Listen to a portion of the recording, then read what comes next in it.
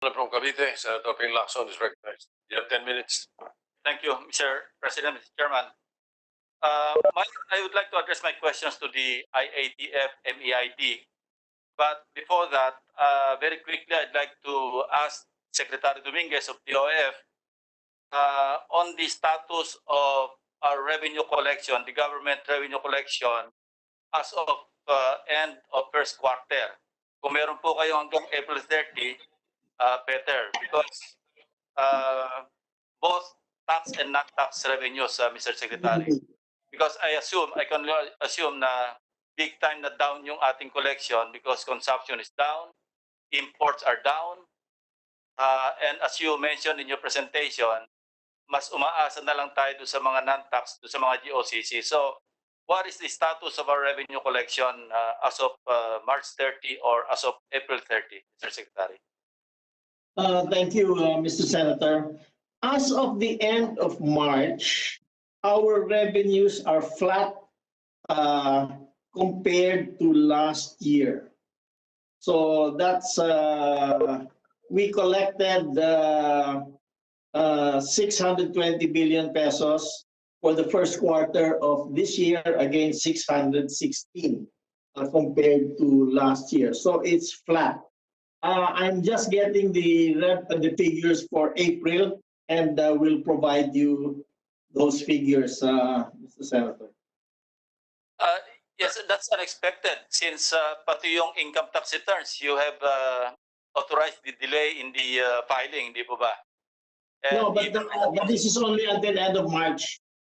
Income tax for 2019, earnings for 2019 was supposed to be paid April 15.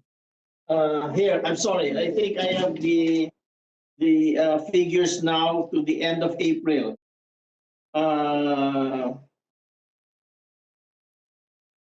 This is for, sorry, April, sorry, January 1 to April 30 of 2020, our total collections are 352 billion against last year of 451 billion, or we are down about 25% as of the end of April. But that is because we postponed the April 15 tax.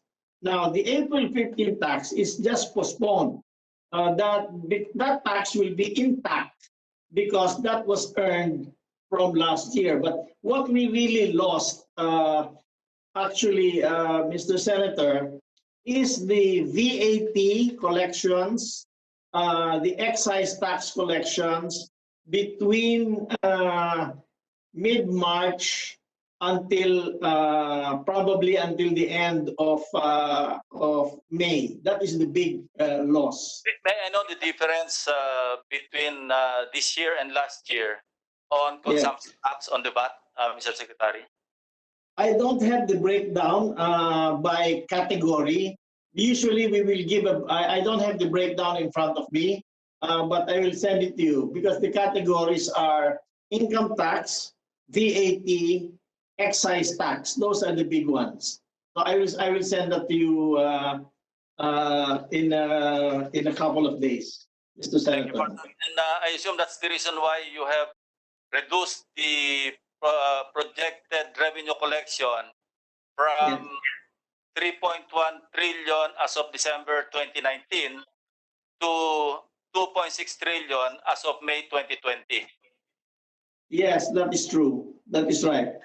That is the reason. 2.6 trillion may still be an overstatement because I would like to think that when the President submits the National Expenditure Program for 2021, you will still have to adjust the projected revenue collection. Is that a correct assumption, Mr. Secretary?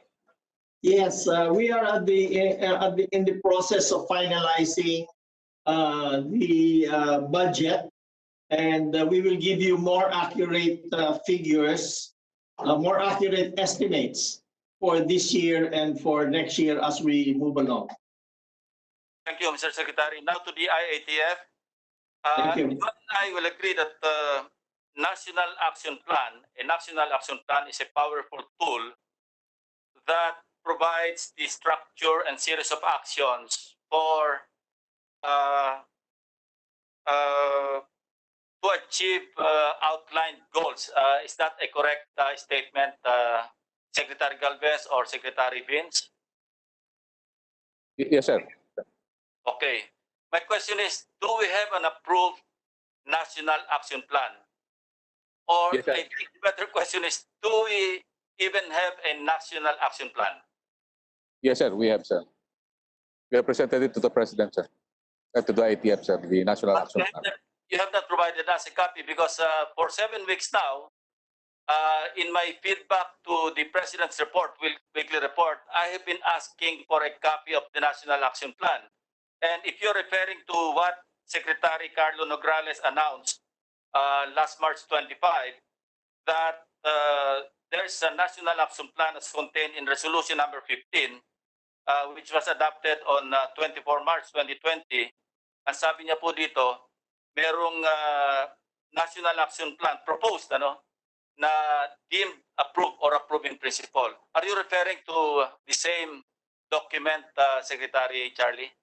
Yes, sir. Then we already put the literature on it, sir. Yun yung resolution number 15. Yes, sir. And we put the literature on it already, sir. And that's already the National Action Plan. Because ang napasin namin doon, ang concern lang doon, yung response phase or for response purposes. Alam niyo naman po na yung components ng National Action Plan, hindi lamang doon sa response, kundi it covers a wide array of phases, di ba? Yes, sir. In fact, sir, dalawa po kasi, sir, sir, yung IATF are the one doing the future ops. Yung IATF Technical Working Group is the one formulating yung future action. So the National Action Plan is rolling, sir. So can you provide the Congress or at least the Senate with a copy of your National Action Plan para makasama rin kami sa policy making decision? Because kung wala tayong National Action Plan, wala tayong single or singular direction. Yes, sir. We will provide, sir. Okay. Now, kung meron tayong National Action Plan, ano po yung status ng government's contact tracing efforts? How Sir, many were traced and what happened to them? sir, can we give it to General Anyo because he is in charge of the DILG is in charge of the contact tracing. Can He you has the number. answer?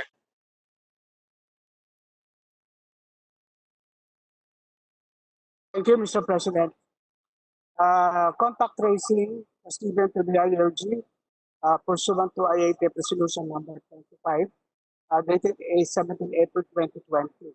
And as of now, the local government units have established all local contact tracing teams under the leadership of the mayor and the local. Very simply, how many were traced? And Yes, sir. what has the government done? For now, we have a total of 2,045 teams with How many 38,315. persons ang na-contact tracing? Meaning, kung merong PUI or PUM, yung old terminology na ginagamit, or unique, sabihin na natin unique, Yes, or Mr. President. lahat ng natapuan nun, yun ang tinatawag nating contact tracing. So ang tanong ko, how many, in terms of numbers, ilan yung na-contact tracing ninyo?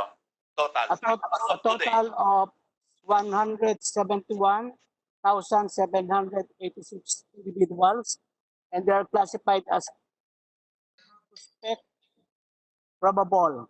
So, yan po, total 171,786. 171,000? Opo, 171,786 Out people. of, as of May 19, I have here the Yes, Mr. President. DOH Daily Situationer issues 0120, as of May 19, ang unique individuals tested, 199,284. Are you telling me that out of the 199,000 plus tested individuals, ang contact tracing nyo, 171,000 lang? Ito po yung na-trace natin, 171,756. Parang i-test and add up, ano? Kasi yung isang tao, marami na contact yan bago siya na-test.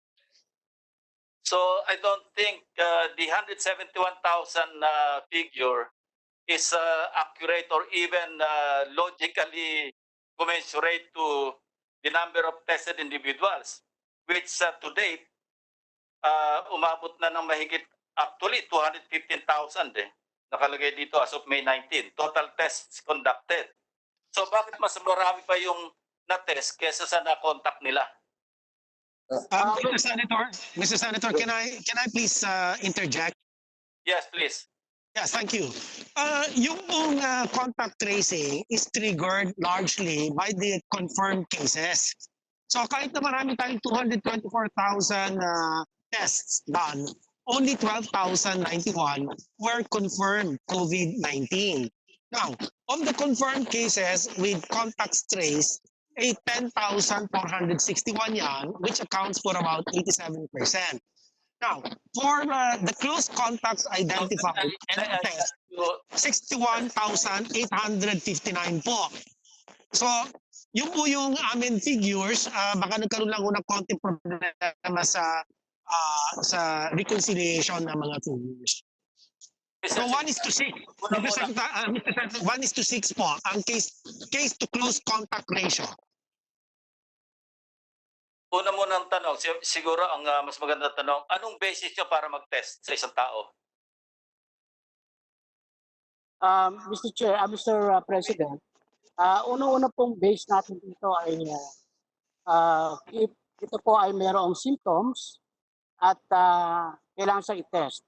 Yun na bang mga suspect, yung mga close contact na wala namang symptoms, they can be placed in quarantine.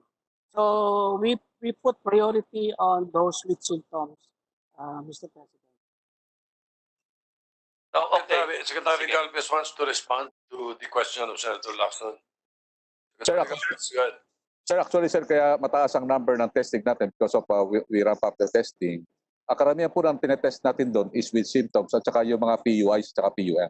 Kasi yun po ang strategy po natin na tinatawag na carrier-centric. So karamihan po sa mga contacts at saka mga probable contacts ay nakuha na po natin. So that's why nakita natin tumaas po yung ating numbers to 12,000. Kaya po makita po natin na yung ating 175 na PUIs at PUMs, ito po yung current na hindi pa po natin natetest. Okay, thank you. For DOH, how much of the 6.19 billion pesos plus I think another 1.5 billion pesos released to DOH has been spent?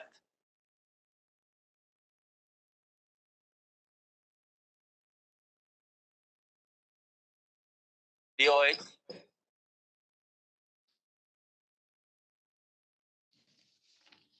Secretary Duque? I'm sorry. I'm just looking at the figures. The DOH proposal is 67.62 billion, but the DBM approved 45.72 billion.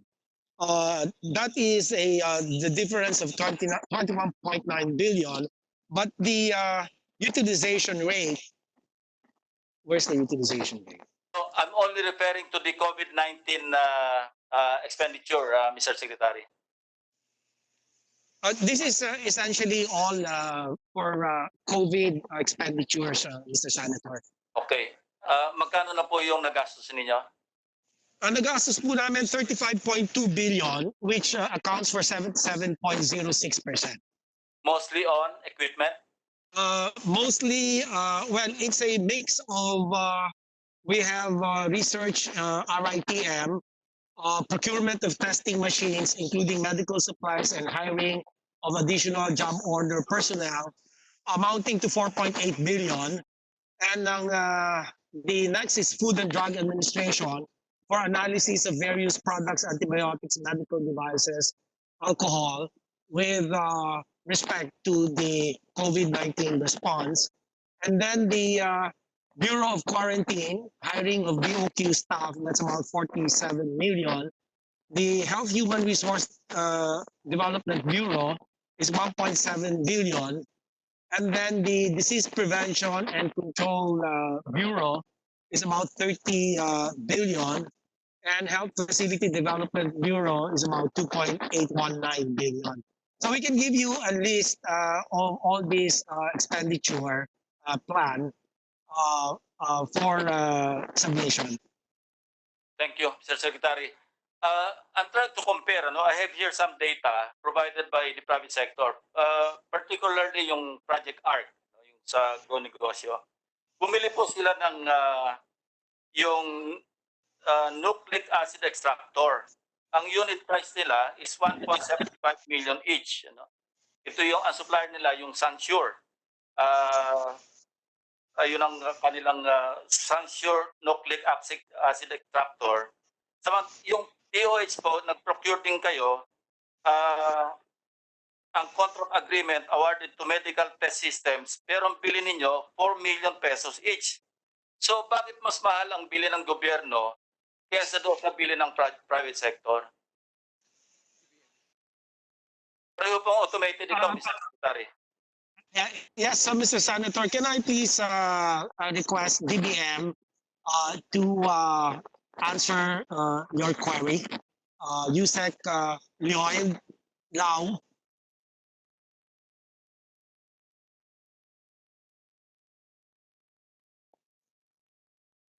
Yusek Lloyd Lau, please. Yeah, machines.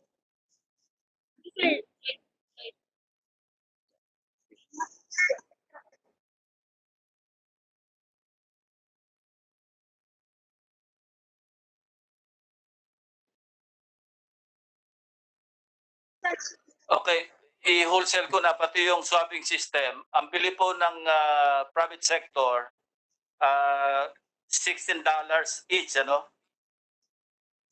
Yung bili naman ng DOH, $30. Bakit po doble?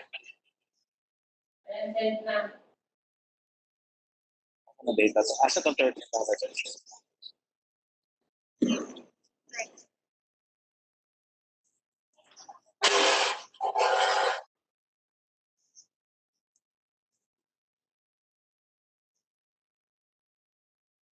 Ano yung APR? Mr. Senator, habang wala pa po yung si Yusek Lau, I would like to reassure the good senator that I have already instructed my Yusek for Admin and Finance and all the program managers and end users to provide us all the necessary documents. If and when an investigation will happen, we will cooperate fully. But on another note, I also would like to underscore the fact that none of this was directly procured by the DOH. We had to ask the support, the help of the PSDBM, precisely because at around that time when we were ramping up or beginning to ramp up our testing capacity, there were like 56 of our people, including senior officials, who had to be put on quarantine. And another reason is that we believe that the PSDBM has a much wider network of local and international suppliers that we were thinking they would be able to get at very, very competitive, if not very reasonable pricing points. Okay, now on... Hi, Senator. we'll just wait for Yusek Lau. Hi, Senator. Good afternoon po. Yes, Yusek Lau, please enlighten us. Bakit Okay. sobrang mahigit doble yung Yes, sir. presyo ng gobyerno sa presyo ng private sector? Okay. Ang binili po ng private sector is Sansure Notch CS fully automated nucleic acid extraction system. That is the brand and the machine manufactured in China, which some of our systems are testing labs are also using. But most of our testing labs are using manual. So I know that because I heard that Sansure is the exclusive distributor, di ba? Yes, yes, that's true. Mga PCR. However, PSDBM can only procure based on the APR, which is the agency purchase request issued to us by the agency requiring us to procure. Now, if they will issue to us an APR which is generic, pag sinabi nilang bumili ka ng extraction machine, we will bid it to all providers, and whoever has the cheapest, we will buy it. But since the APR issued to us is very specific, brand-based, pag specific and brand-based, you can only buy that specific brand, which is, in this case, Thermoscience Kingfisher. It's a, ano tawag to? Oh, saan ba to galing? This is Excuse me, Yusek Lau, USA. hindi ba It's violation USA. ng Procurement Act yung i-specify mo yung brand? Based on our experience, yung procurement law, we don't do that. But in Bayanihan Act, pwede po kasi it should be based on the decision of the agency like DOH, RITM, kailangan po i-validate. So pag sinabi nila sa amin, gusto namin ito bilhin mo, hindi kami maka-decide noon kasi yun ang ibibigay. Pag bumili kami ng ibang item, baka hindi nila tanggapin, hindi bayaran,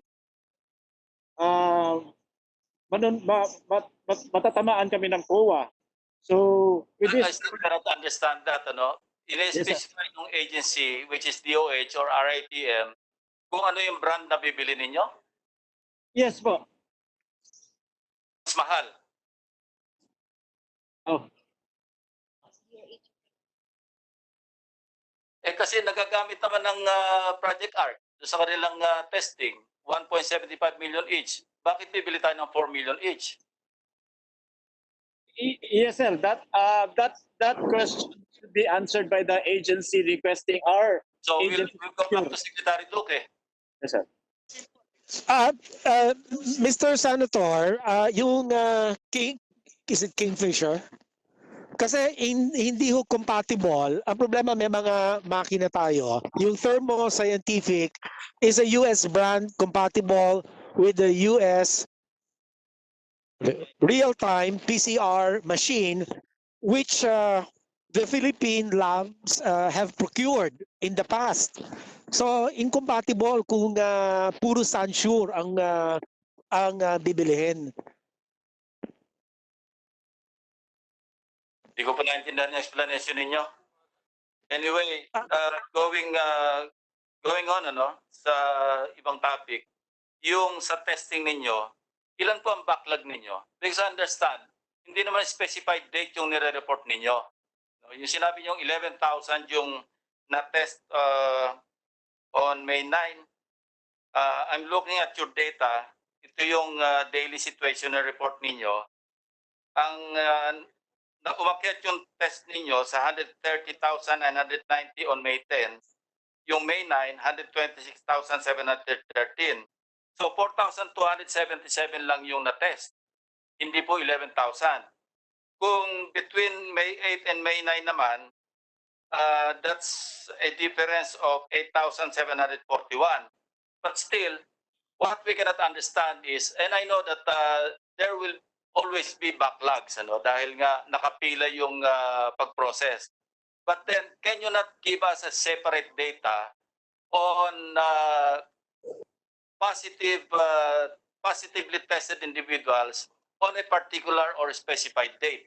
Meaning, kung nag-test kayo ng May 1, i-reflect nyo ilan yung nag-positive ng May 1. Kung nag-test kayo ng May 2, ilan yung nag-positive nung tinest nyo ng May 2? Hindi yung ang backlog ninyo as long as 14 days, no? I agree with you, Mr. Senator. Naka-link po yan doon sa date ng submission or extraction. Kung gaya na sinabi nyo, kung May 1, ilalagyan doon sa May 1 na submission ng specimen. Hindi po dapat sa bandang huli mapupuno lahat at magkakaroon ng lag. We have the data to present to you. What you're doing, what you're reporting to the public is not the accurate representation of the number of individuals tested versus those tested positive on that specified specific date. Tama po kayo. We will make that adjustment, but we can actually crank it out. Yung sinasabi niyo po, meron kami on a daily basis.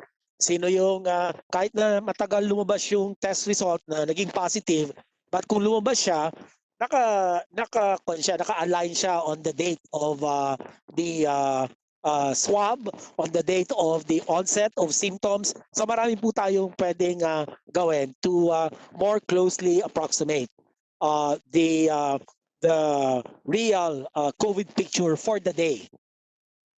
Yes, because alam nyo, yung data accuracy is key to making sound decision, di po ba? Kasi kung ang policy Absolutely. natin is based on inaccurate data or out-of-date data, then mali yung decision natin. Tama po kayo, Mr. Senator. Kaya inaayos po natin ito. Marami po tayong mga kasamang mga data engineers, data scientists, data analytics, para mapaganda po natin talaga yung ating database on COVID-19. Meron po tayong kasama dyan ang WHO na meron bagong platform. Ito po yung COVID Kaya, at malaki po ang tulong nito sa pagbigay po sa amin ng mga recommendations, sound decisions and policies on the basis of what you have said, a credible data that will support our decision making. Thank you, Secretary. My time is up, so I'll wrap up with the permission of my colleagues. One last, well, not a question, but a suggestion. Na, did I hear you correctly kanina that you're investigating the overpriced purchases? I said I have already instructed my Undersecretary for Admin and Finance to collate all the documents. Kasi I know that RITM and the end user, the program managers, are the ones who actually provide the specifications, because PSDBM on its own cannot do that. It has to be on the basis of the specifications as provided by the program manager, and in this case RITM.